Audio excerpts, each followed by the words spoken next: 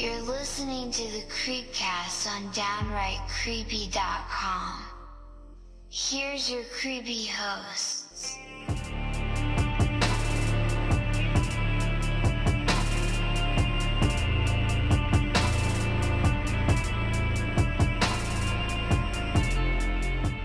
Welcome to the Creepcast. I'm Casey Canton here with JD for another episode here on DownrightCreepy.com. How you doing, JD?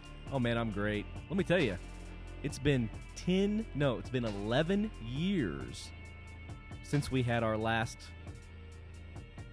time. We've done episodes since, but since we went on our original run, yeah, it's been 11 years, 2011, because you sent me the link to look back at the old episodes. It's been 11 years. Can you believe that? It's crazy. The site's been around for 13, 14 years now. It's amazing. I don't know how or why I keep doing this. No, it's great. Such a long time. It's a good thing you do. Get the news out there. But I will say that a lot has happened in 11 years. Yeah. So bear with us, people, because we're going to cover 11 years in this first podcast. This is a 18-hour podcast, so exactly. strap in. Yeah. But I tell you what, I have been, in the previous 10 years, I have been brushing up on my podcasting skills. Okay. Yeah. Okay. I've been listening to podcasts. Okay. I listened to Jim Cornette. Okay. Yeah. He's a wrestling manager, wrestling guy. I listened to 2 of his podcasts, and I've also listened to just 2. Yeah. Well, no, he has 2 different years. He has 2 different podcasts. I listened to a couple of podcasts. He has 2 different podcasts. Okay. I listen to weekly. Oh, okay. And then Hot Boxing with Mike Tyson. Hot Boxing? Yeah. Hot Boxing. That's a good one. It sounds like that's some sort of weird spa. Yeah. Well, thing. one of the great quotes that I heard from Mike Tyson. Let me just lay this on you, and you can think about it. Mike Tyson once said to one of his guests, "How old do you think you'd be if Julius Caesar had not decided that there were 365 days in a year?" He asked that to his guest? Yeah. I do know this podcast. He was high. He was clearly high. But It's how old do you think you'd be if Julius Caesar had not decided that there were 365 days in a year? Probably like 75, because I feel like that's the condition my body's in most days. Yeah, me too. 35 years older. So anyway, so you've been listening I'm glad to be here. So I like that that's where that went to. What a hard transition. You said you've been listening to a lot of podcasts. Have you watched many movies in those 11 years? Oh, man, I've watched many movies. I've watched, there was one movie called Green Inferno. Okay. You ever watch that? Yeah, that was like 6-7 years ago. Yep. I like that's the last thing you could think of. This is going to go great. The last movie I watched was Black Phone. Yeah. Yeah. Which we'll talk about on a future episode. That's right. Excited to talk about that. I am excited to talk about that. Ethan Hawke as is well. a bad guy. Well, on today's show, what we're going to talk about Stranger Things Season 4. Everyone's had a chance to watch it. There's no more spoilers. I know personally for me, I had to speed watch it whenever I possibly could. I couldn't binge it, but I had to find times in my schedule to sit down and watch it because I didn't want it to be spoiled. They had a booth set up, several different cool toys and limited edition merch that was there. They had a 11 figure that looked like a Demogorgon head, which I thought was kind of cool. It was limited to, I think, 500 made for $400 or $500. So some really cool merch like that, cool booth. I've always wondered why they didn't go more in, like Netflix at Comic-Con. They really haven't. They've had maybe some panels and a booth, but it's never been like a very immersive experience. They've never had a heavy footprint there, like I seen Apple TV or FX or anything like that. So while I say this is perfect fandom for Comic-Con and fans of Comic-Con, it's a pop culture phenomenon. They really haven't had a big presence there. The very first year, that VHS case you see up on the top shelf there, I did a scavenger hunt for Stranger Things. It was out a week for season 1. It had barely been out yet. I hung up missing Will Byers posters. I had the Twitter account for Downright Creepy, Rotten Reynolds on there, and told people to find clues, follow us. And I did blind drops of those VHS cases that had nostalgic things inside that kind of related back to nostalgic hints that you saw in the series, like Evil Dead poster, Aliens, like references like that. And then I tweeted out, people had to form search parties to find Will, and I would drop these VHS cases in random places at Comic-Con, and they had to follow Twitter to find the clues to find Will. The cast got involved a little bit. Oh, wow. David Harbour was like, I love this. And Noah Schwepp was like, help find me, or this is so cool. And his dad, Lonnie, at the time, remember Lonnie back in the day? He was kind of the asshole dad, stepdad. It was like, help find Will. Lonnie really cares, like the actor that played him. So I had like a lot of That's like pretty cool. interaction. And IndieWire thought it was Netflix. And they're like, the most genius marketing campaign goes to Stranger Things. And it was just me It was at you. Comic-Con doing something in 3 days after I binge watched the series in one day, came up with the idea, came up with the execution of it on the plane. When I landed, started hanging up missing flyers, and the next day I was tweeting out clues, and it was like a hit. And Chris Hardwick got one of these, and the Duffer Brothers saw it on Chris Hardwick's podcast, and was like, where'd you get this? And he's like, I don't know, a fan gave it to me at Comic-Con. Wow. So it was a really interesting thing. I say all of that because Netflix has never really had a presence. They weren't even there that year, and people thought it was Netflix that was doing it. So, Did you get any credit whatsoever? I mean, it was a fan activation for, our website. Yeah. So Netflix didn't care. They hadn't even got into licensing yet. I think the Duffer Brothers owe you some. If anything, they'd come back for me and IP and be like, hey, that's our IP. Why'd you do that? But at the time, they didn't really have a licensing department for merch or anything like that. And it was a few months later that they took, and they would have done this anyway. It's a vintage show, and there were so many low-hanging fruit that they could make merchandise off of. But the box set that was at Target of the DVD was in a VHS case, like that. Right. It was oversized. So all that to bring up that Netflix has never really had a big footprint there, which is just interesting for a show like this that feels like it would thrive. But we also had the pandemic and whatnot. So we wanted to jump into the part 2 of this and talk about Stranger Things Season 4 and then take a look ahead at what Season 5 might have in store for it. So you and I both finished it recently, as with, millions of other people. Became one of the most streamed shows on their platform ever, which kind of makes sense after a 2-year hiatus. I was curious if there would be drop-off, with any show. Game of Thrones did that for me when I was like, God, it's been 2 years. You guys... I get it. It's an extensive production, but like, what are you doing? And then they came out with what they came out with. Yeah, and it was fine, right? That's pretty terrible. This is way better. Oh yeah. The world building they were able to do with this. So anyway, we want to talk about a little bit about maybe each episode or nuggets of things that we liked, maybe some things we didn't like, but I think overall we generally did like it. So do you want to maybe kick us off with something? We get Eddie Munster? No, we don't get Eddie Munster.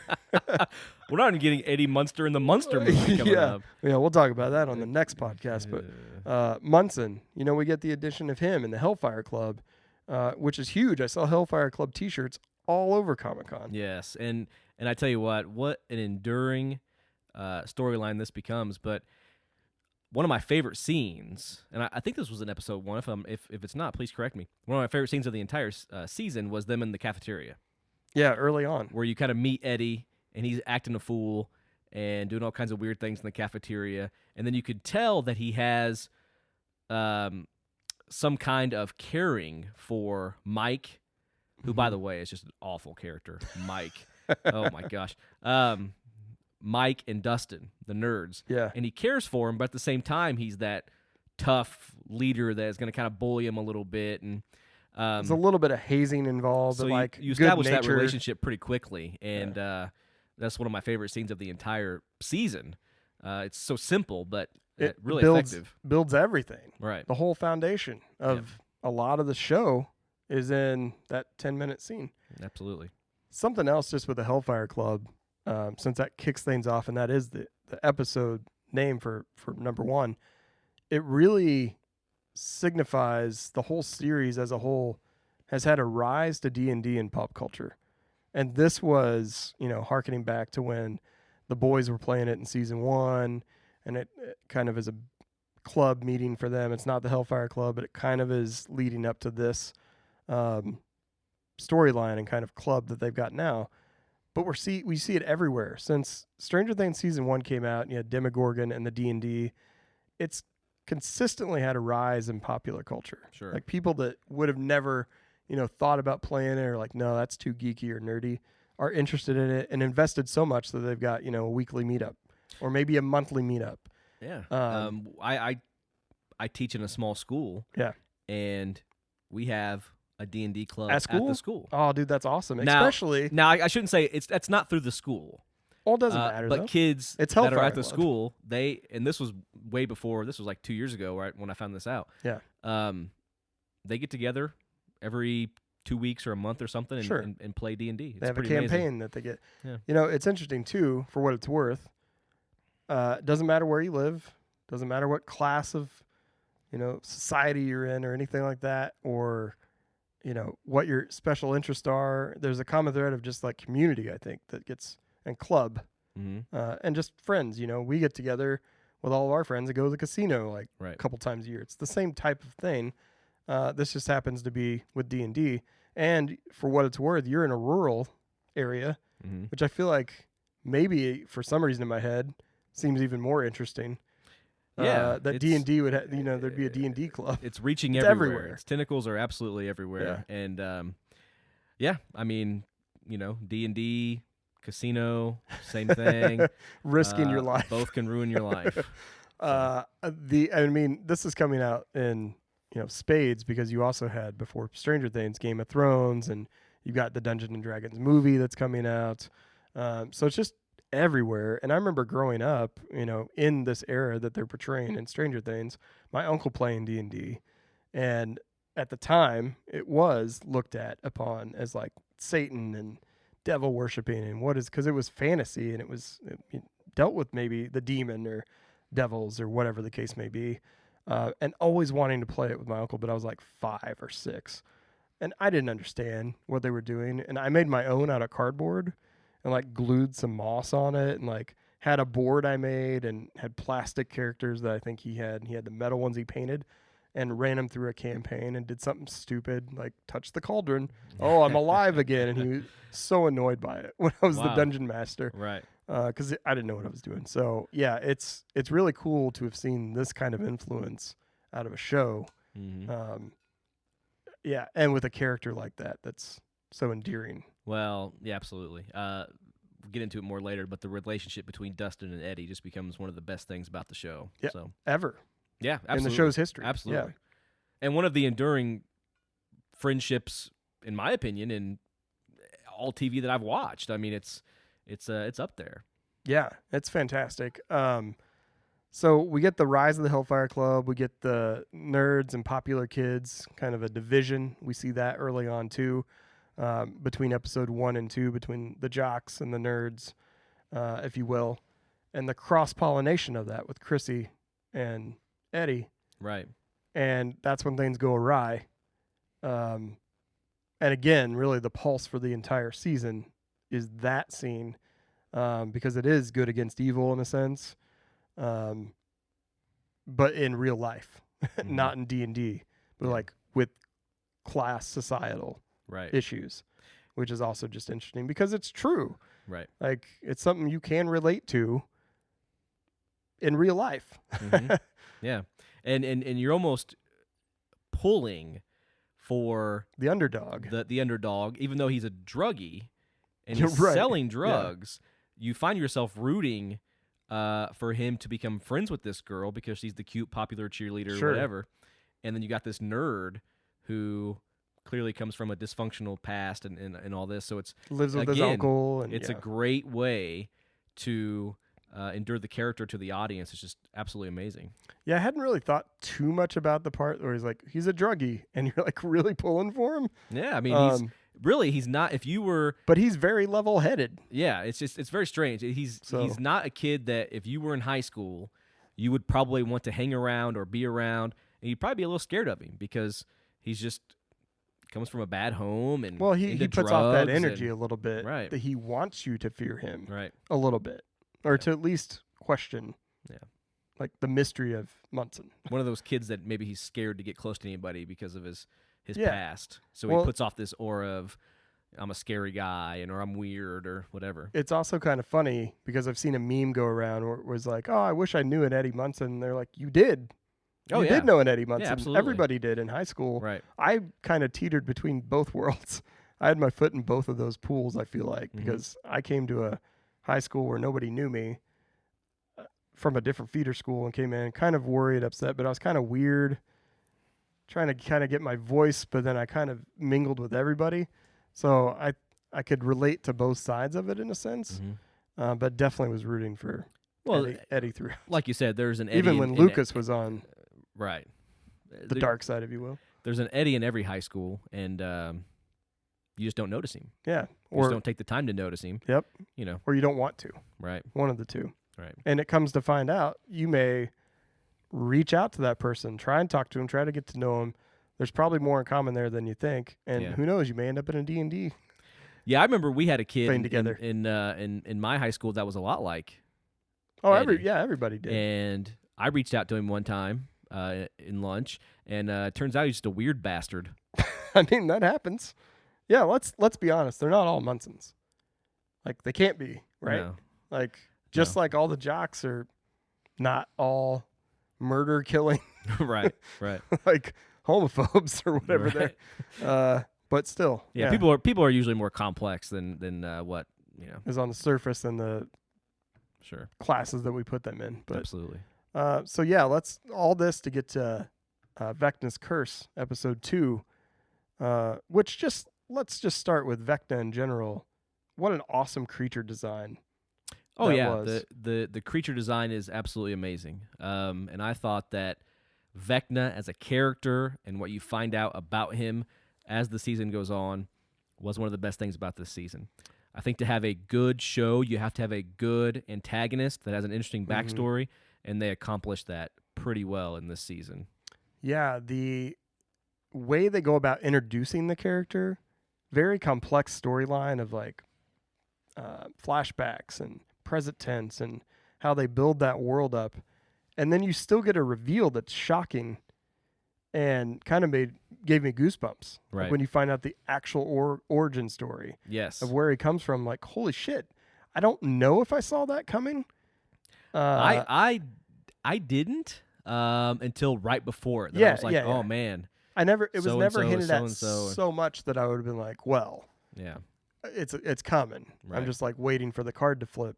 And when it happened, I was like, wow, I never saw it happening. We've already had the character introduced, but to be able to do it in that way, I'd have to think about it. I'm sure it's been done before, but it's not done that often. Right. Where you have a reveal that's halfway through when you're already so kind of intimately involved in a villain to realize there's an origin story wrapped in the other core story that's happening. It was really interesting to and have it unfold. Speaking of his origin story, of course, his father is played by the great Robert Englund. Yeah. And great cameo. Which was appropriate to me because Vecna himself gave me the Freddy Krueger vibes very much. Absolutely. Just the look and the voice and the dream state that the victims go into, an almost hypnotic state and convulsion. Very much reminded me of don't go to sleep. Right. Don't get under his spell or you'll fall into his world and he controls you there. Yeah, I think the only difference is Vecna probably wouldn't do very well on the stand-up comedy stage. Yeah, he could use a little more Krueger would, but dark comedy sensibility about him. I hope they don't go that route. Oh God, that would take you out of this. That would take you out fast.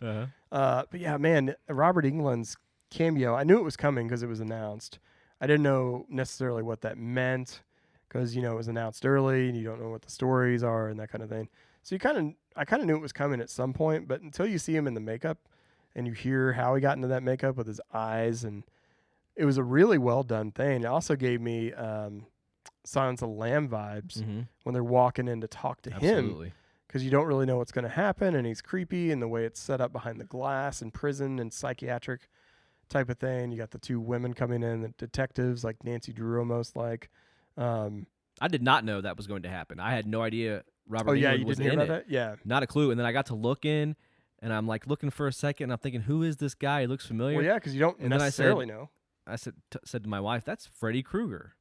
And she goes, no. So then we paused it, and sure enough, under the makeup, it was old Freddy. So. Robert Englund. Yeah, there again. There's rumors he might consider doing Freddy one more time, and I would be all for that. Because it's going to be so weird. They've got all these franchises, very side tangent, that where you have to have kind of different villains eventually portray these people and iconic characters. And for whatever reason, even with makeup on, Robert Englund is Freddy Krueger. Yes. You can't replace him. No. He's still got the bone structure, the look. There is an independent artist. I'm blanking on his name right now. I'm friends with him on Facebook.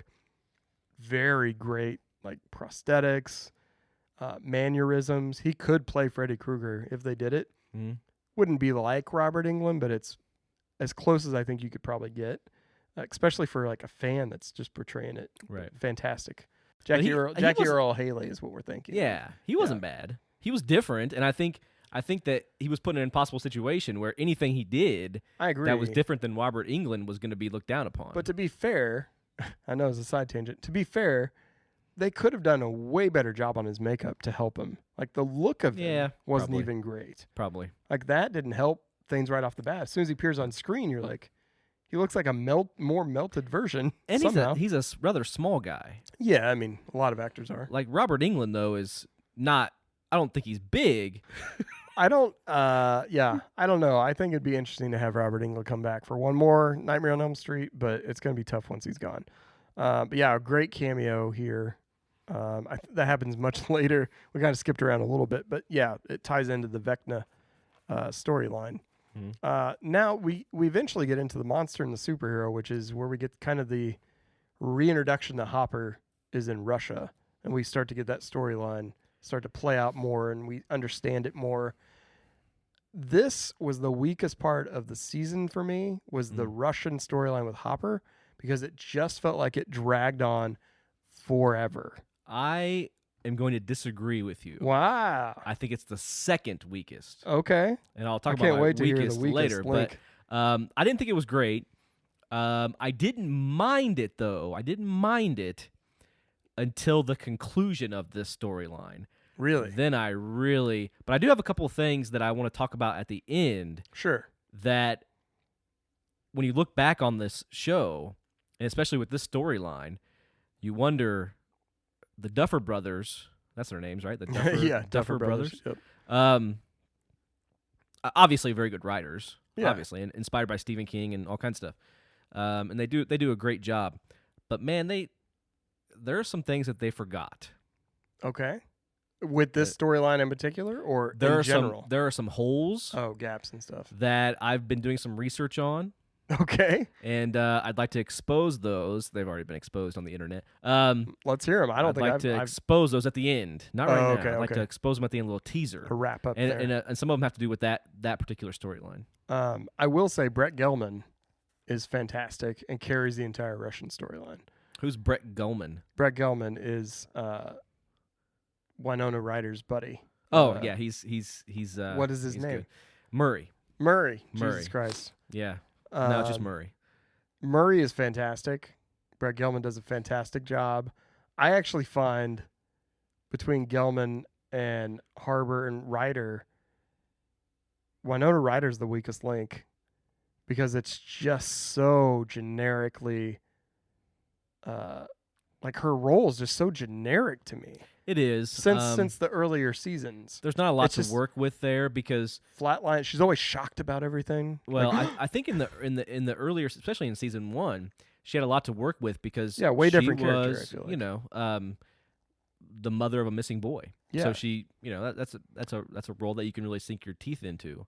That's a good point. Material makes a big difference. But now she's just kind of been dwindling, and now she has to find Hopper and I mean, it's just kind of.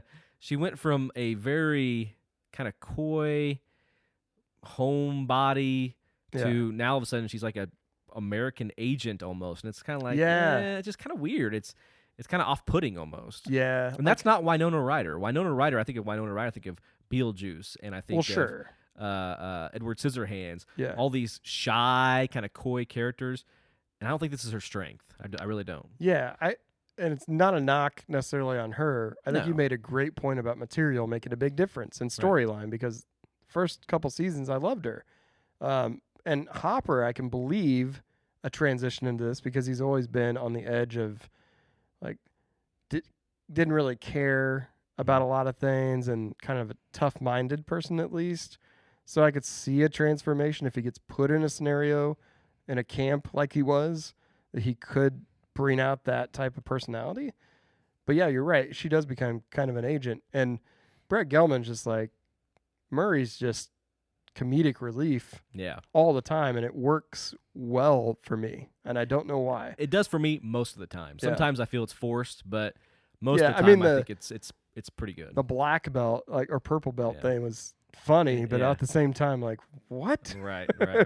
They did mention or like reference that earlier, I think in season 3, that he was trained like in karate, but that's all it ever gets mentioned. It's like a one-off comment, I thought. Right.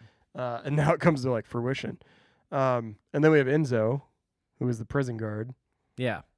Which I really liked. He's actually the Hall of Faces in Game of Thrones. Yeah. Which I actually did not put 2 and 2 together. And I was like, yes, I like this character better because it's more in depth and it's not just this blank face. Yeah. I liked the conflict there. And, at first he's just doing it for money, and then he grows to like the American, and I thought that was pretty cool. Yeah, pretty cool storyline. Their pairing was actually really good. I liked it. The chemistry, the playing back and forth felt believable, and like you wanted to kind of see that develop more and where it goes.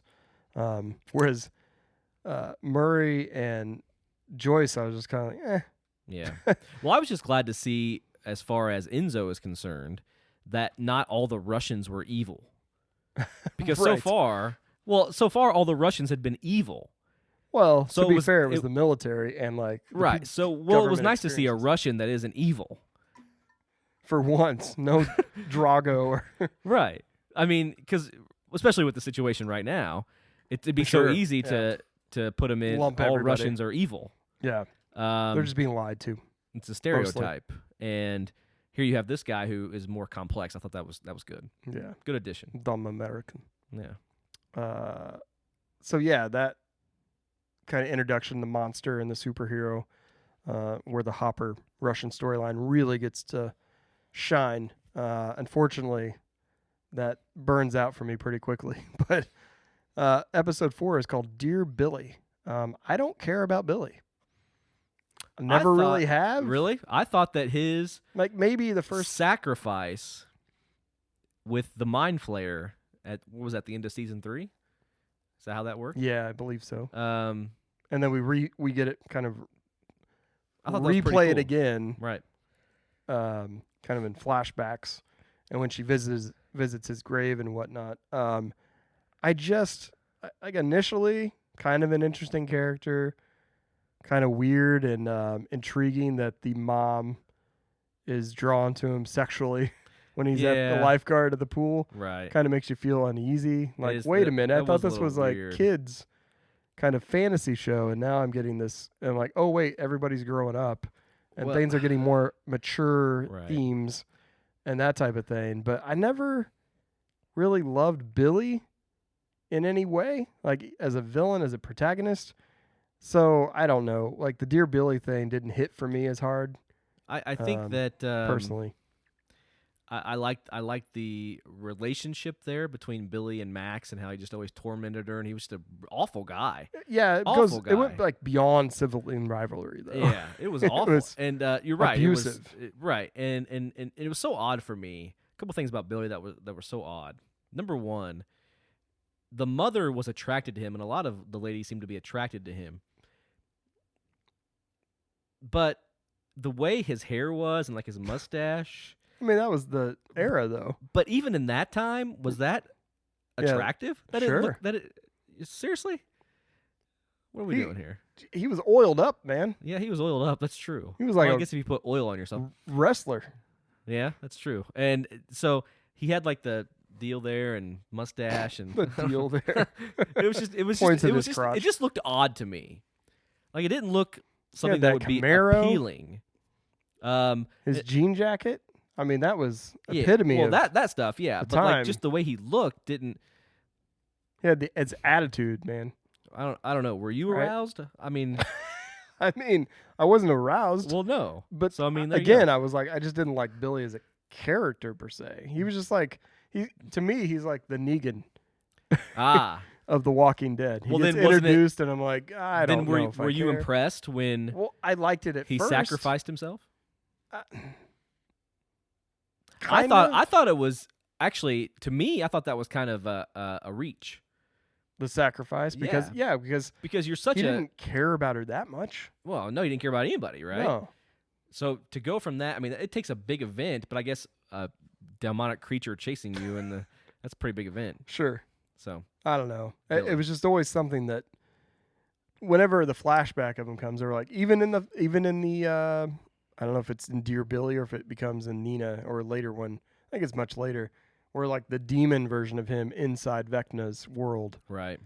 comes out and is like chasing her, and Mm-hmm. I don't know. So was this the episode where Max is first caught in Vecna's lair? I believe that is later. Okay.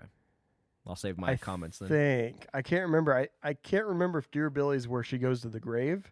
Okay. I feel like that is where, because she's reading back Right. a letter that she wrote to him at his grave, and at that point, And I thought that's when she gets in. escapes. Yeah, she gets in. Okay. You're right. Yep, it is. So I tell you, this was my favorite scene of the whole season. Where she gets trapped and Loved it. And then they play Kate Bush, yeah, and she's running. up a hill. Right. And through the dimension hole.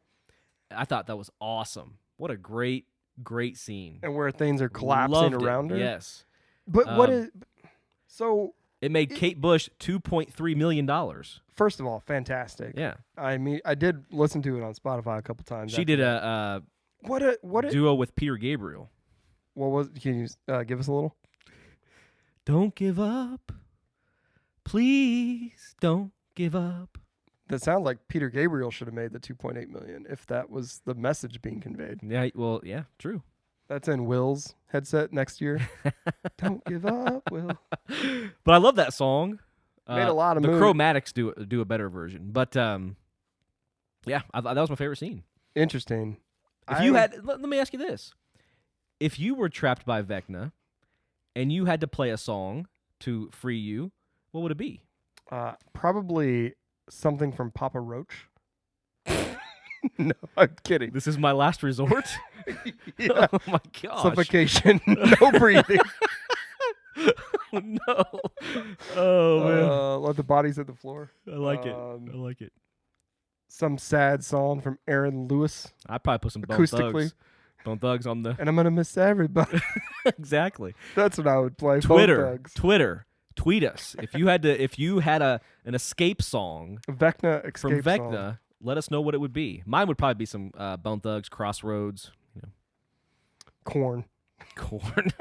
I'm literally naming off just everything I listened to in high school because Right. my wife and I were talking about this yesterday. Gotcha. So it's fresh in my head. So that was my favorite know. scene. One of my favorite scenes of the whole season. What? I mean, why? Was it just the I song felt that paired it with the was scene? no. I or- really felt like, in my opinion, because to this point you don't really know what could possibly free anyone from Vecna's Oh, you're grip. right. Sure, because we've seen externally So the results of what happens, but we haven't went into that world yet. when he captures Max and she's in that trance and being lifted up, I'm thinking to myself, she's screwed.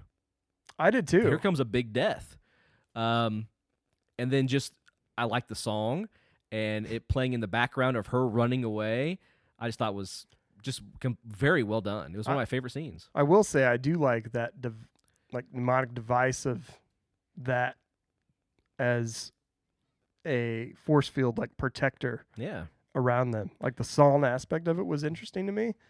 I was also like how it exhilarating. was subtly woven into other scenes. Like, yes, she's got the headphones on, but occasionally you just hear a little piece of it in the background playing just to remind you I loved it. that it's not Loved just that her scene. walking around with headsets. She's I don't actually listening. I don't know why. It's hard to explain, but it was exhilarating. As she was running away, it's very difficult for me to get into the mode of, oh man, I'm actually worried for a character. And for some reason, I was worried for her at that point. It's very like ethereal dream world too. Yeah. Like when people describe dreams and they're like, I was running, I couldn't get anywhere, or I was falling or something, like it puts you in that world a little bit of those things crashing around you. Mm-hmm. It almost becomes video game like when you were watching it. I thought it was Right. almost over stylized for me a little bit. But again, you're Maybe. you're suspending disbelief in the entire thing. Right. Like, what the fuck are these kids even doing? Right. Like, where are their parents? That's what I Yeah. thought the whole time. Every time they do something, I'm like, where are your parents? Like, I was a latchkey kid growing up too, where I was just kind of off doing my own thing for the most part. And I was an only child, so I was really trying to figure out stuff to do. But at the same time, Yeah. I wasn't going around with government conspiracies trying to solve them. It's funny because in one episode, I mean, it's very E.T. and all these Yeah. other things that get woven in and Spielberg-like. But Lucas's sister mentioned, because the parents go, "Where are all the kids?" And she goes, well, Right. remember they went to a movie. right, Like, is that always the excuse? They And went to a movie? yeah. They're And always Lucas's gone. It's, Lucas's sister's like, they ain't no damn movie. They're lying to you. yeah. Or Yeah. yeah, that's what. Yeah. Which yeah, I thought yeah. was hilarious. That's yeah. what- Speaking of, and I know this goes without saying, but child actors. I know they're not really children anymore. They're getting into their Yeah, teens they're and all this. 18, 20, I think. But even flashing back to the first season, child actors can really make or break a movie or a show. Absolutely. And these child actors are amazing. They They really all are. of them really All of them are good. do great. So that's very surprising because Who's your favorite character of the core group? I um, would include any buyers. it's a that's probably- tie, Okay. and I'm gonna go ahead and their relationship, Dustin and Steve, Okay. love it, love it. Yeah. Steve's character arc from being a complete asshole in season 1 Yeah. You almost to forget. now is awesome. Just You almost forget one of the best about things that. about the show. Yeah. I love it. Yeah. And his relationship with Dustin is just really cool. It's hard to beat that. I mean, that's definitely the top of mine. But I was talking about like singling out a character. If I had to single one out, probably Dustin. I'm kind of in that same boat. He's a great He's actor. great. He's on Uh, Broadway right now doing a show, and I can't think of the name of the show. Yeah, he's doing Broadway work now. Well, when you flash back to season 3, and we'll talk more about some heartbreaking scenes in this season. Yeah. But when you flash back, I think it's season 3. I could be wrong. Maybe it's season 2. I don't know. The finale, the dance. Was that season 2? Oh yeah, season 2 or 3. Yeah, And all the girls are rejecting him. yeah. You honestly want to cry. It's I like, know. This yeah, this kid is just he's so good. I don't know. He's so good. yeah. He's got a range there. He I don't does. think we've seen him fully tap. I don't yet. think the rest of them have the range that he does. I think. Quite honestly, I think Caleb. they're all that- great. I think Caleb that plays Lucas does. I think he Maybe. can have some really. Maybe he just hasn't had the. Well, I guess he showed it a little bit in this season. I think he can have. Like, I think as he gets older, he could do some really great dramatic work. Sure. He just seems like he's a little older than the other ones, Mm. slightly, not much. But I think he's got a chance to do some really great Yeah. things moving forward. Right. It's always very hit and miss because there could be some kids in this cast that are just like, I'm kind of done after this. Right. Now, we've already seen Finn Wolfhard that plays Mike already branch out and do other stuff. He was in It. Mm-hmm. Got to be honest, hated that. I just watched It recently again. Mhm. Hated him in that. Yeah, I didn't. He's just, and it's not that his acting's bad. It's just his character was written because of the original kind of character that's there, Right. source material. He's just such an annoyance, Yeah. and it's hard, I think, to authentically be annoying in a way that comes off as good acting right. Right. when you're that age, especially. Yeah. It felt very No, that's a Sandlot good point. almost, yeah. like in an annoyance factor. Are But you now? Who's your least favorite character? I mean, of no fault of his, Will. Okay. But just because he hasn't had anything to work with until this year. Yeah. And even this year, it was like pushing it back, Right. not fully letting it come out until toward the end. But I do think the scene with his brother in the pizza parlor when they're trying to do I think it's the Nina Project or the dive maybe, when they're trying to get the hydroponic. Nope. The Salt. Yeah. Not hydroponic. So Levin can go be with Max. yeah. Or whatever. Going yeah. to the further. Yeah. When they have that moment in the pizza store between his brother, I thought that was great. That was awesome. Yeah. Like that was a really great. There's several And- great and moments that are his acting in the van with Mike yeah, when he has to turn away and and he's trying to really convey his own feelings for Mike. right. Um, And really, and Mike's not picking up on it. that's my least favorite character, Mike.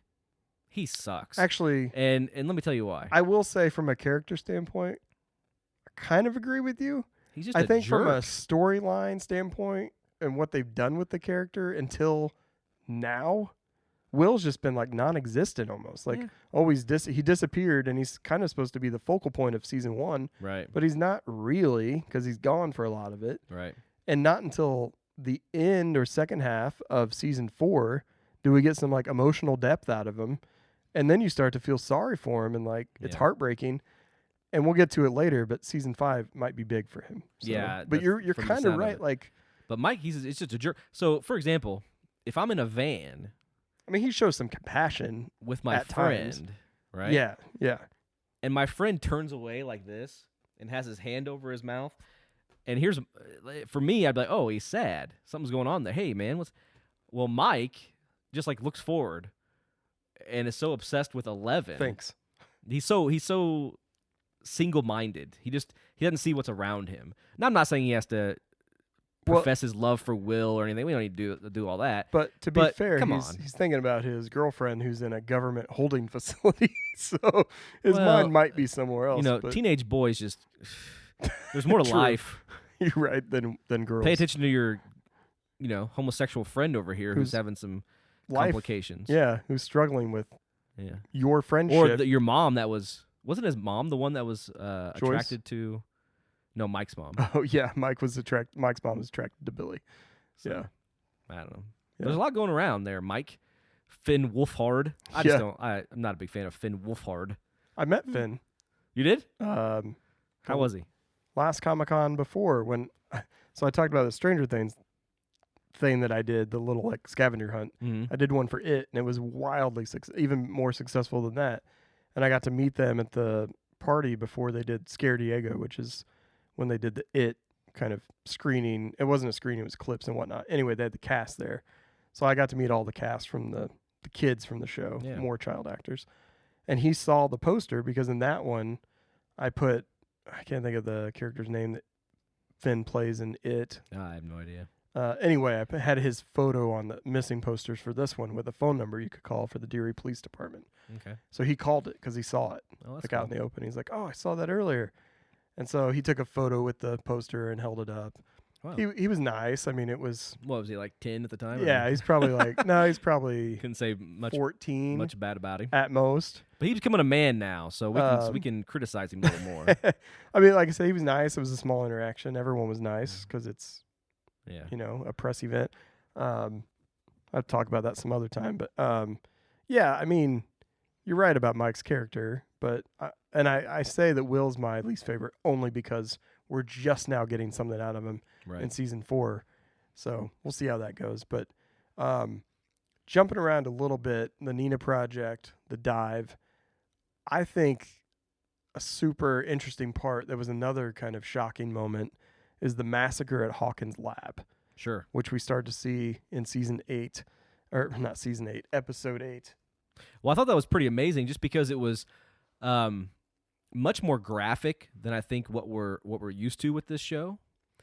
For sure. And they even had to put a disclaimer saying, hey, we know school shooting just happened and this may raise some, thoughts about that. It sucks for that being a trigger moment, or potentially because of the week prior the school shooting happened. Right. The thing that sucks the most is we can say school shooting happened and somebody will be like, which one? Yeah. Like if they listen to this a year later, they'd be like, which one was it this week? Yeah. Like it sucks that that's the case. Yeah. That they had to do that. But I get why they had to do that because I don't know if consciously I would have thought about it if I had watched it and not heard about the disclaimer. I don't think I would have. But when I'm watching stuff, for the most part, it's to get away from the shit in the real world. Right. That sucks. Mm-hmm. And it's interesting that horror, sci-fi, whatever, that we can do that because they're horrific things in these things or psychological things or whatever. But we're able to, for the most part, immerse ourselves or just take our mind off of things with other things that are equally horrific, but we know they're fake. Well, and I don't, and I could be in the minority on this, but I think that society in general, and this is kind of going off on a little bird walk. It's fine though, because it relates to the disclaimer. I just think that it's nice to put that disclaimer in there, but the fact that they had to put the disclaimer in there speaks a lot about our society. Yeah. We just, for some reason, we're at a point where a lot of things that are good in cinema or in novels, people just want to take them away. Where you're going to strip it down to where it has almost no connection to the real world. To some extent, I would agree with that. I mean, I think a prime example of that, though, is, again, complete tangent, even more of a rabbit hole. But it's like banning books in school. Yeah. Like, these are not real things for the most part. They're fictional novels. Right. That it's kind of similar to the D&D Hellfire Club. Right. Oh, it's demons. It's satanic. It's like, no, it's just like an escape, a fantasy world where people can use their imagination and creativity to create something to, go to another place. Right. And that's what a book is. Yeah. And it doesn't matter unless the book's like a racist piece of shit type of material that's promoting hate and racism. Right. But even to an extent, that's a thread in our history. Well, absolutely it It is. sucks. And but it's a real thing to face. What there's what do you rabbit hole. What is better? How do you overcome those things? Do Learn you about them. encounter them, and do you learn about them, and do you try to overcome them, or do you just ignore them?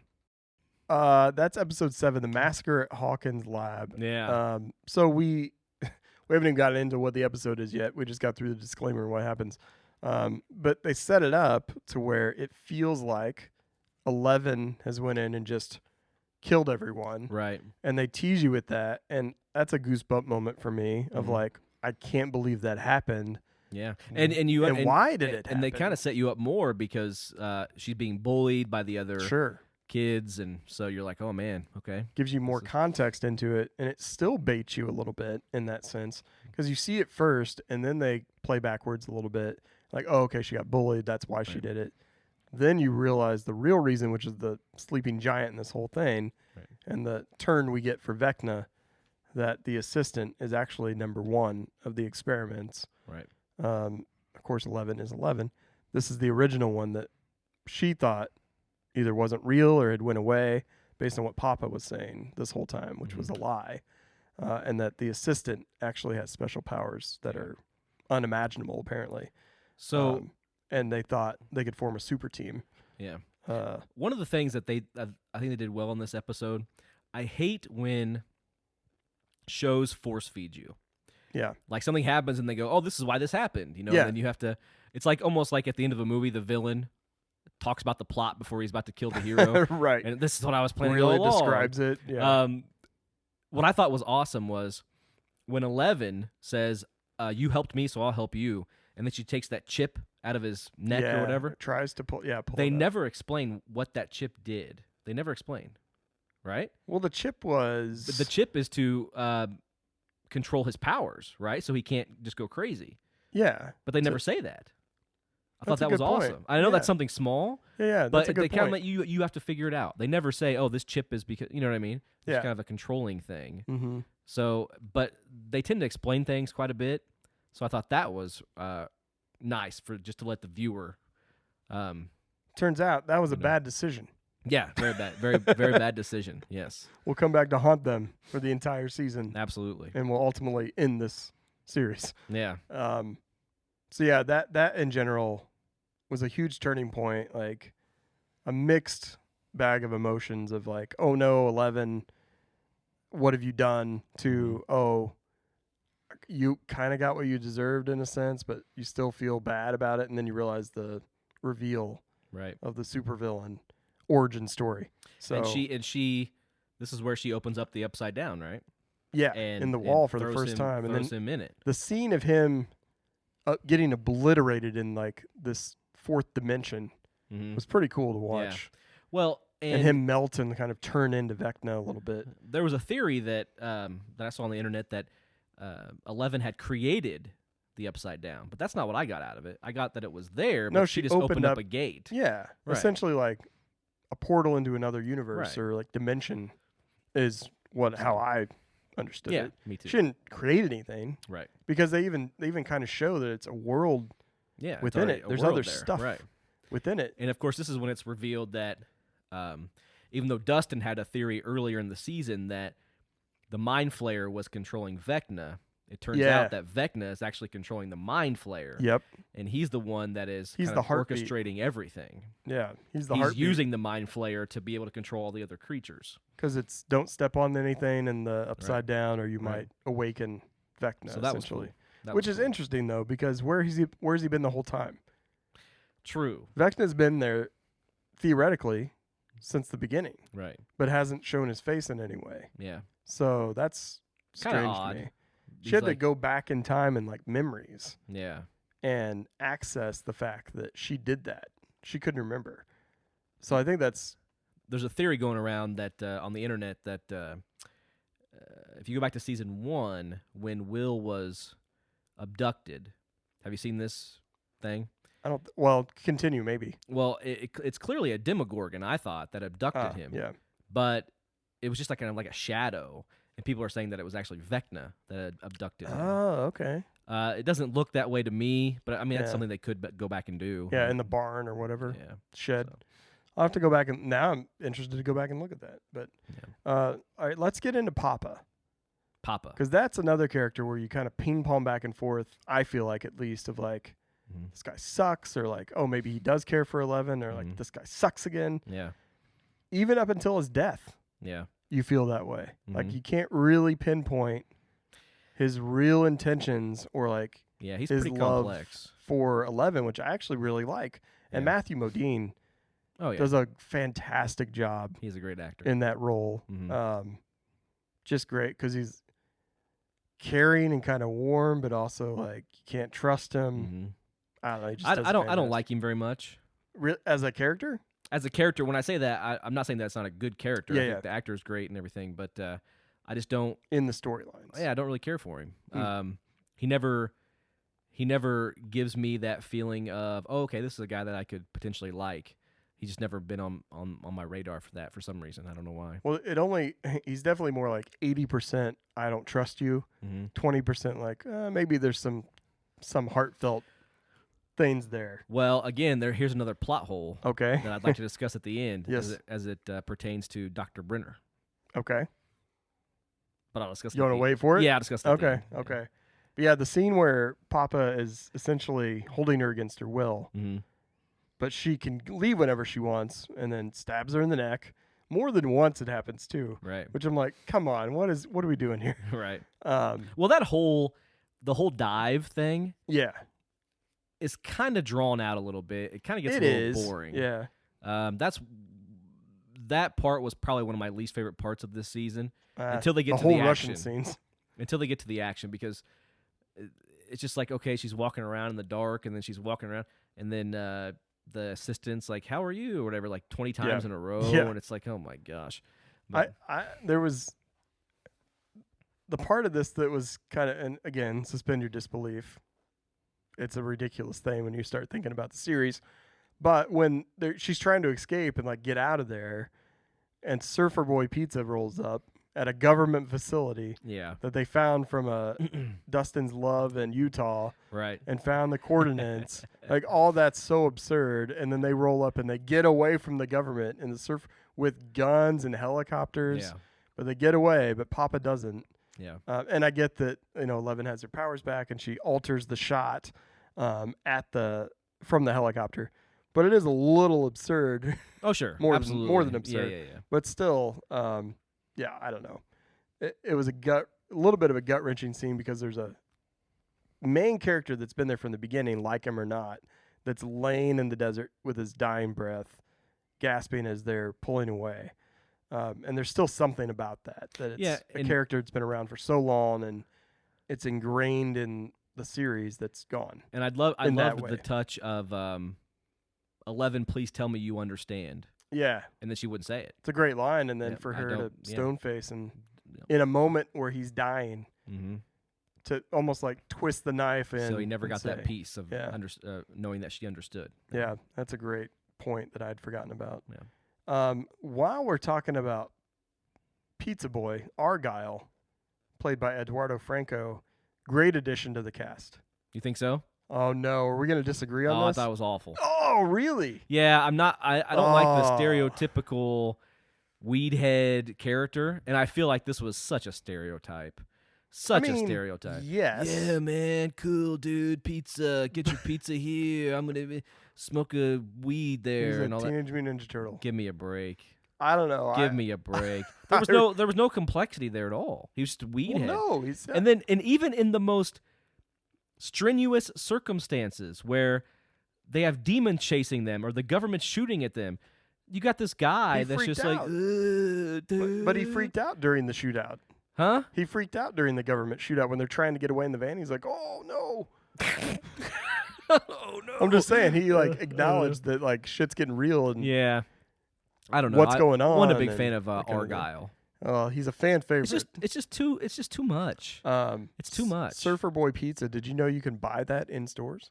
I didn't know. I know you could call a number. I didn't know that you could buy it. You can go to the grocery store. Some grocery stores that probably isn't there now. It might be. You can get Surfer Boy Pizza, frozen pizzas. I heard it's actually pretty good. Yeah, I just wish that. See, I don't know. I wish he worked at Pizza Hut or something. Make the character a little better. Netflix missed the perfect opportunity for a pop-up pizza shop, Argyle's true. Pizza Shop. That's true. And they could have served pizza and had fun little Easter eggs in there. Weed is legal in California. They could have had the phone number that you could call, a phone booth or something inside. Yeah, and they missed it. Yeah, I don't know. I didn't like that whole thing. I didn't really like Jonathan's story arc as well. I mean, I understand that he's in a new place and he's become a weed head and he's depressed. You got to give him something to do, and I'll talk more about it at the end. But I just wasn't real impressed with that whole thing. Yeah. But yeah, you mentioned there's some Easter eggs that pop up in the show of actual numbers. Usually get a 555 number in these shows. A lot of series and movies have started to add these Easter eggs in as kind of marketing ploys, which is funny because that's what I did with Stranger Things and 4 or 5 years ago, where I had real numbers you could call and interact with the property. And they're starting to do that now. A prime example of this was Surfer Boy Pizza. You could call the phone number and Argyle will answer, and it's kind of a recording. You don't get to talk with them or interact, but it's still kind of a fun extra thing because you can call the number on the car, on the actual van. You can also call the FBI number that they get from the FBI agent that dies. He's got the phone number that they find out that they gave him inside the pen. It just goes to a fax machine type of number. I got to think there's something else there, like a Morse code or something within that, because it feels kind of like fax internet number. There's got to be a hidden meaning behind that, and I'm sure if I look deeper on the internet, they've considered this. Right. Either it exists or it doesn't. But still fun when films and series find ways to interact beyond the screen. Oh, absolutely. Yeah, and that's fantastic. Part of the fun for sure. Stuff that I love like that. All right, let's wrap up season 4 thoughts because I want to get into season 5 rumors quickly and then move on to some Duffer Brother news. Season 4. Oh, man. Yeah, I got some JD things just pulled out a book of notes. Wrote down here. Okay. Let's hear them. First of all, I think that Stranger Things season 4 was the best season so far. Yeah, I'd agree with that. And I thought that while watching it, but the main reason I thought that while watching it is because I didn't remember the other 3. I mean, it's been a long time. It's been a long time. I actually went back and watched the last 2 episodes of season 3 before I went into 4, just as a refresher. And I was watching it as we're talking. More things came up that I remember now, but man, these shows, all shows, just have so much time in between them nowadays. Yeah, it's so difficult. Unless they film concurrently for it's so hard to remember. And Netflix does this cool thing where they give you the recap before you start, which is awesome. But man, it's just so hard. But it was really good. Pros: Vecna, Eddie, Dustin, Steve. Loved it all. These characters couldn't agree more. Can't go wrong. I like the expansion on Sadie Sink's character too.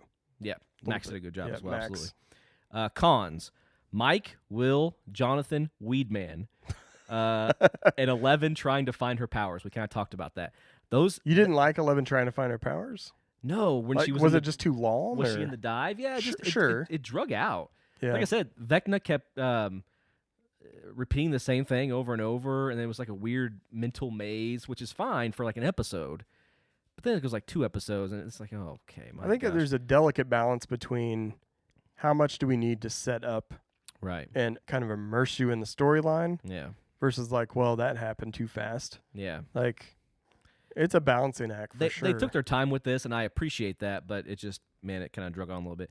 Mike, Will, and Jonathan and Weedman's story arc was awful. Their side adventures. Awful. Just terrible. What was up with that house that they went to in What do you mean? Utah? Oh, it was like Why was there like a kid with a sword? And I took it as it was they're Mormons and there was just a lot of children in the house. but why were they all like out of control? That's almost That's just children. yeah, it's uncanny. That's just children. I think that was a little unrealistic. Like the kid was unplugging the power. I mean, yeah. and then it was definitely like, what? a comical That was scene for sure. That felt forced to me though. Some comedy in this season felt forced. yeah. Our Weedman it felt and Jonathan being high it just felt silly. felt kind of nonsensical. forced. Yeah. But like I said, my favorite scene was Max escaping Vecna. Sure. Things that don't make sense, plot holes. You ready for this? Okay, let's throw Oh, man, rocks. So I watched the season. I loved it, but then I started doing some research. I thought I remembered Papa, Dr. Brenner, dying, and I am correct. In season 1, he dies. In season 1, the Demogorgon attacks the lab, and you see the Demogorgon jump on him. Now, it doesn't show him actually dying. There it is. But all the other people around him were already dead, so it's him versus the Demogorgon. And as we see in the Russian gladiator Yeah, there ain't no arena. way. So he shouldn't even be around. So that whole thing is ridiculous. See, again, I'd have to go back and watch that to even remember the scene. And then think about It's just this. been so long ago. I haven't rewatched season 1 since I watched season So 1. he should be dead. And then think about this. Hmm. In season 4, he has a scar, right, from when he was Oh, yeah. attacked by Vecna, or the Hawkins Massacre. Yeah. He was hit with Yeah. what was it, a toilet seat? I don't know. Was it a scar or was it just a scratch? Well, it was a scar because he had it in it season stayed? 4. It happened in the flashback, Oh, and he had okay, it in yeah. season 4. But if that's true, he would have had it in season 1, and he didn't, Oh, yeah, because all that stuff happened before season 1. or at least season, yeah. So he didn't have Yeah. the scar. So there's a plot hole. Hmm. Hopper at the end becomes Conan the Barbarian. That's ridiculous. I hated that. I agree. I hated that. He picks up that sword when it was and weird. fights the Demogorgon. It's just awful. It's a little weird in general that the prisoners are given those types of weapons. I don't know. Like, I know you're not going to give them guns to fight. Although they had guns. They did have guns, right? I don't think the prisoners did. Okay. Well, don't because think in so. my mind, I'm like, why wouldn't you just shoot the guards Right. up top Right, that are watching right. you die? Exactly. But yeah, having that Conan the Barbarian knife to It was so cut the ridiculous. Demogorgon in half was because here's the deal. absurd. This guy has spent 8 months in a Russian prison. I get it. He's skinnier. He's tougher. It's cut. He's grittier, right? But he still was just an overweight small town cop. Yeah, He was not Conan the Barbarian, nor Yeah. will he ever be. but he's been in there So for that like a was- year. You could have a lot of transformation with not much to do in a year. Yeah, and but doing manual labor. Do you all of a sudden know how to wield a Well, no, not sword that necessarily. Arnold Schwarzenegger could barely lift? No, but I mean, it's just a sword. You swing it. It's not like it's a mechanical thing you got to go in and really figure out. You just swing a sword. Listen to this. Okay, I'm listening. When the message is sent to Joyce saying, hey, this is where Hopper is, or Hopper is still alive, or whatever, right? Yeah. How does he know where she lives? Oh, She Enzo? left. Enzo? She left after he supposedly died. Oh, So he would have no idea where she was. Hopper. Yeah. Yeah. So he would have no idea where she was. So how'd that note get to her? Yeah, but I mean, there's How do you probably. feel about that? I assume Enzo probably helped him. How do you feel about that? Maybe. But this show needs to be careful Okay. Here comes the setup. because they are, in my opinion, on the verge, although it's great, I really enjoyed it. They're on the verge of losing a little bit of credibility with me. In what sense do you mean credibility? Hopper, fake death. Sure. Dr. Brenner should be dead. He's not. Okay. Fair point. There is talk of... Hold on. Do we ever really figure out how Hopper survived that nuclear meltdown? Yeah, he just was behind the explosion. But I mean... Exactly. So now they are on the verge of bringing Max back because all of a sudden 11 has the power to bring people back. Be careful here. You're losing some credibility. There's no stakes involved because now everybody just comes back to life. Eddie, his death, very heartbreaking. Coming back. But there's a rumor that he's coming back. Yeah. And how? It's awful. Is he just in the upside down alive? According to D&D experts, okay, there is a character called Cass the Vampire, who is the assistant of Vecna, who eventually turns on him and kills him.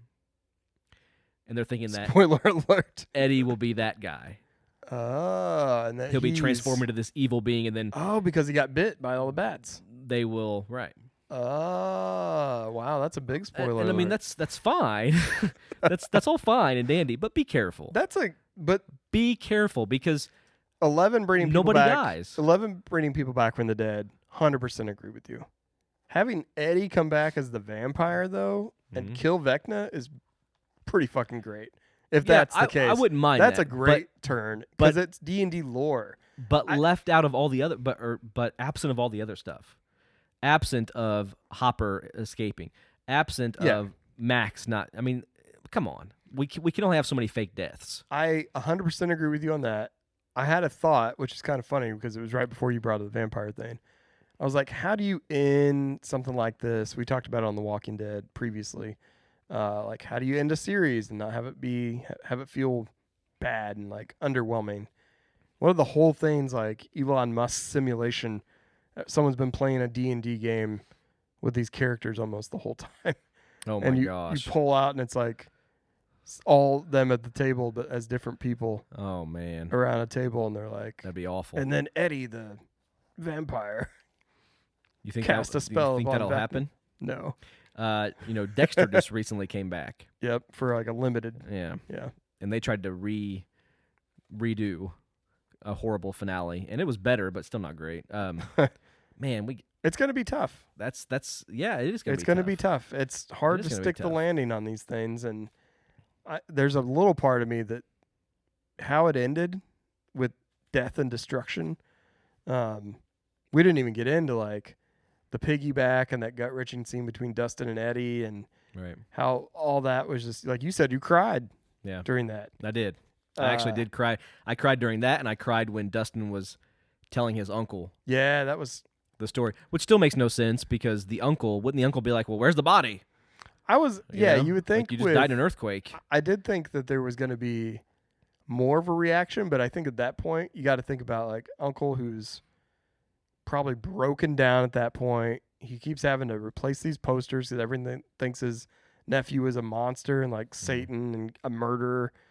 And then he finds out like not only is he not all those things, which he already knew in his heart, but he's also a hero, and he is dead. He's gone, and everyone's always going to remember him as the bad guy. Yeah. And so I think that's a lot to take in. Like I don't know how else you reacted, and except for just breaking down.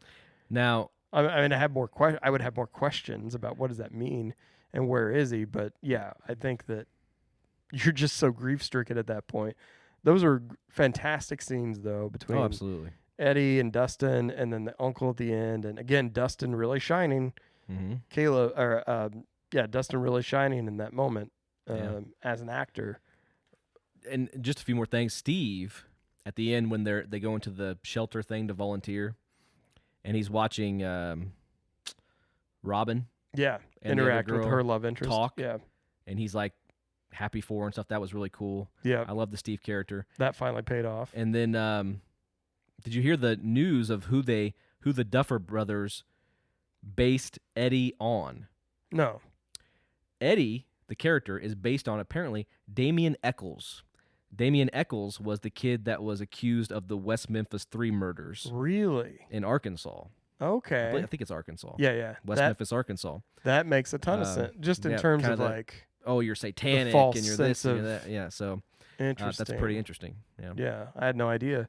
I did see that Joe Quinn, that plays Eddie, actually played the solo of Metallica. Like, he learned it. That's pretty cool. That is he pretty went cool. and did that. Yep. And then recently, I think just this week, he got to go backstage at Metallica concert and play the song with them. That's awesome. Master of Puppets. He was sitting there playing little song with them. So that's pretty cool. That is I also cool. thought it was pretty funny that it's a whole new generation of like Kate Bush and Metallica and like people that didn't grow up with that music or like wasn't aware of it, maybe just didn't listen to it or being introduced to it for the first time. Yeah. And they're like, man, I just listened to Metallica and they kind of sound like, and then they name some band that's been around like 5 years or something. Right. Little Dicky. Yeah. Well, not a rapper. Oh. But yeah, they mentioned some other band and I was just kind of like rolled my eyes. I was like, come on, guys. But yeah, it's the best season I think they've had. I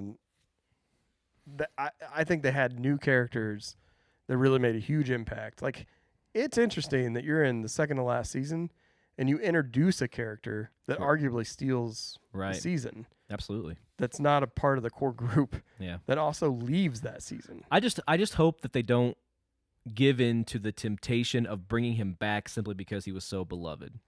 I think that leave well enough alone. It was a great arc. It was a great character. I think it ended. If that rumor of on a him being a great note. vampire and turning, though, to Maybe. me, that does stick the landing. Maybe. Especially if they wait until like the second to last episode to even realize that that's a storyline that's being brought back up. And they're like, oh, wait. Yeah. Maybe they can hint at it in some way see. that he's still alive. We'll but see how they do it. That final piece of it. But next season's the last season, right? Yep, that's it. Well, let's get into that. We've kind of talked about a lot here. This is an episode where we honestly could have done an episode on every episode of the show. Sure. We could have done a podcast on every episode.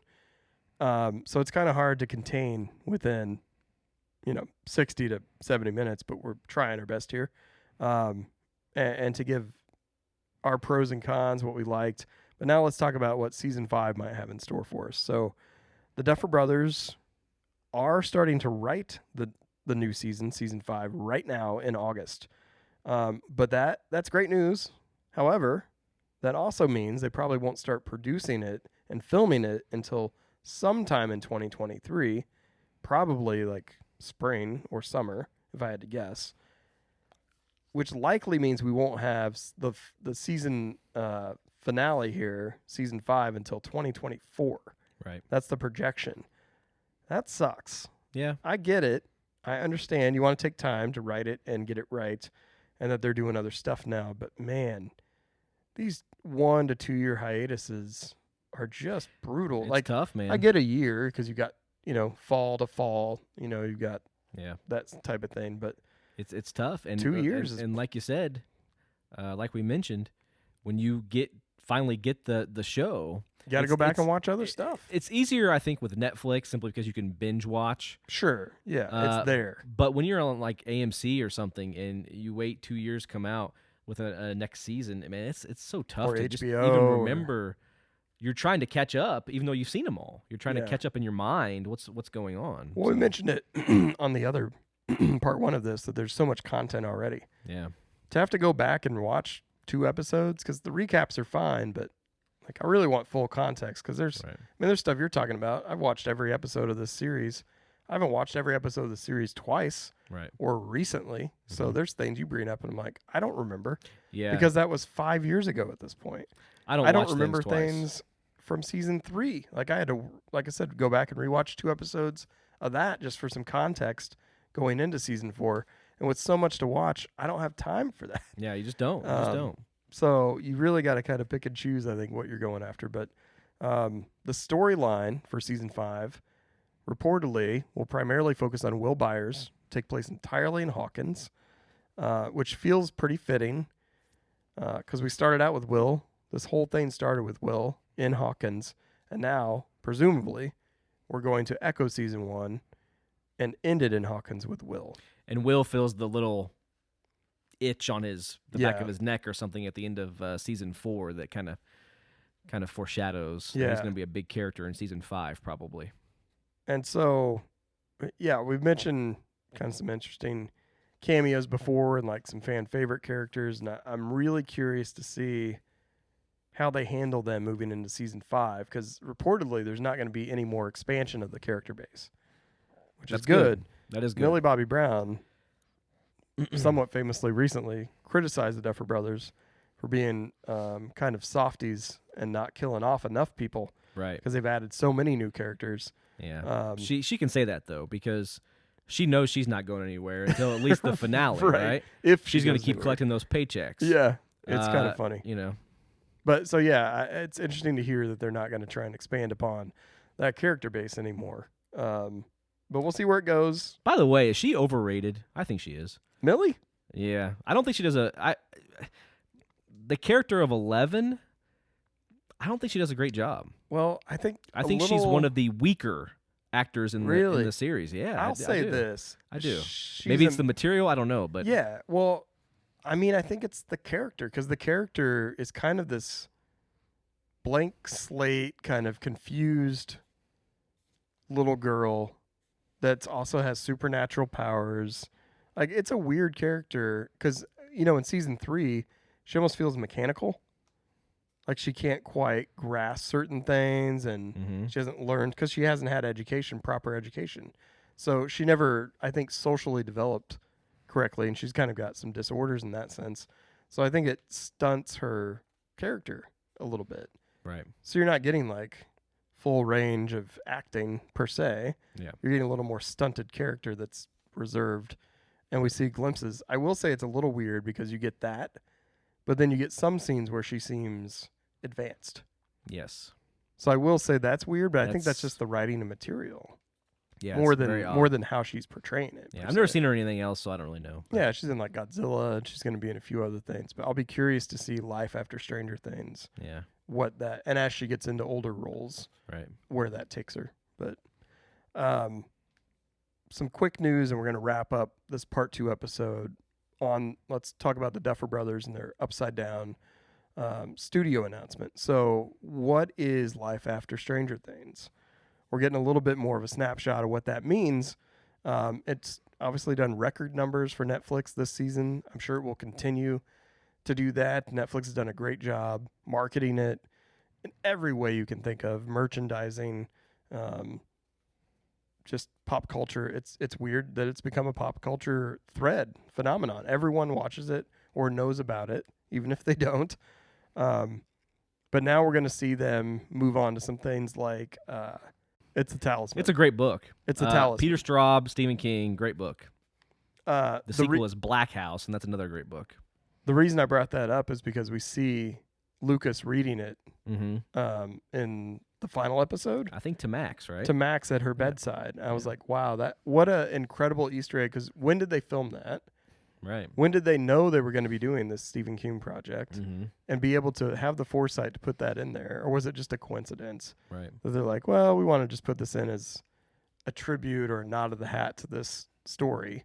And then lo and behold, they're doing an adaptation of that 1984 book or novel. You've read that novel? I have. It's been a while. Yeah. I don't remember the particulars, but You used to do Tales from the Library? I did. Yeah. Tales from the Library. You would give us a little book recommendation. So Talisman, great book. I remember enjoying it very much. Black House as well, the sequel. Peter Straub, Stephen King, good stuff. the official studio name is Upside Down Pictures. So that will be under that banner. How creative. I think it'll be really cool to see what they can do with the Stephen King property, because it's very hit and miss when people take those on. Oh, sure. Absolutely. Especially when they're TV based. Not that this is TV Mostly based. miss, let's be honest. Yeah, you're right. I mean, overall, Yeah. yeah, there's still something about them though that have a draw and appeal, even if they're not the best movies. Right. I would say it. Like, I like the first chapter better than the second. Oh, me Second too. got like Second was bad. kind I of thought. It kind of was just- ridiculous. Yeah. I just didn't like it. There's some things I like, but overall, so I mean, and that's a best case scenario. That did amazing at the box office. It Chapter 1. I think it's the lore and history that already existed. But as we see more and more of these come to life, 4 or 5 years ago, it was like Stephen King, everything. And I think we'll continue to see that. But when you have somebody of this quality coming off a series like this as one of their first projects, it'll be interesting to see how they can adapt it. What's the best Stephen King movie?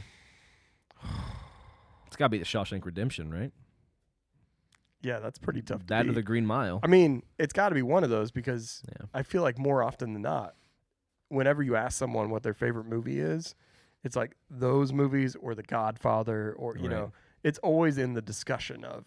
And I mean, it is for me too. I love The Shawshank Redemption. Yeah. It's fantastic. Yep. Yeah. I mean, it's not horror based per se, but it's certainly dark. We'll see if The Talisman can approach the Shawshank Redemption. Man, that's tough. Yeah. Might not even approach The Room. Who knows? I don't know about that. That's a pretty low bar to figure out. All right, we're going to wrap up part 2 here of our Comic-Con and Stranger Things edition. Thanks for hanging in there with us in this. You're tearing me apart, Tim. Oh, my God. I'll have to cut that out. That's too loud. We'll see. We'll see on the playback. But, yeah, we want to say thanks for listening. Don't forget to ask us questions on Twitter. Use the hashtag AskTheCreeps. I like it. AskTheCreeps at Downright Creepy. Ask us questions for the Creepcast, and if we get enough of them, we'll do a little segment on the show. Send us the song that you would play to escape Vecna. There it is. There's the first one. We're asking you a question. You need to reply to that. And maybe the best answer will get a T-shirt, Downright Creepy T-shirt. We'll see. You can follow us at Downright Creepy on virtually everything, Facebook, Twitter, Instagram, TikTok. I am at Casey Canton if you want to follow me, and if you want to follow Jeremy, you will have to stalk him. I've had enough of this world. Please don't. He says, no, thank you. All right, that's all we got. I think on next episode, we're going to talk about the Black Phone and your LA museum and tourist adventures that were heavily baited in horror. Yeah. Certain portions of it were, absolutely. Yeah. Well, actually, all of it. LA is one big horror show. Okay. All right. Well, on that note, visit la.com probably. And we will see you on the next episode of the Creepcast. Thanks for listening.